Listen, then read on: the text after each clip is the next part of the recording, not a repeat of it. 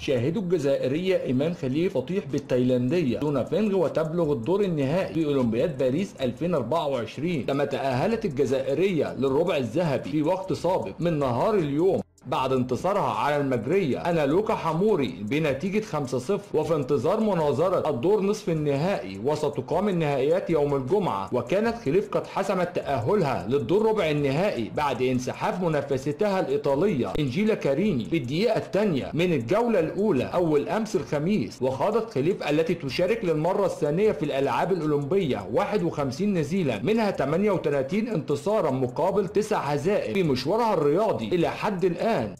إذا كنتم من محبين اللاعبة إيمان خليف اضغطوا لايك حتى نعلم كم عدد محبيها. إذا كنتم من محبين اللاعبة إيمان خليف اضغطوا لايك حتى نعلم كم عدد محبيها.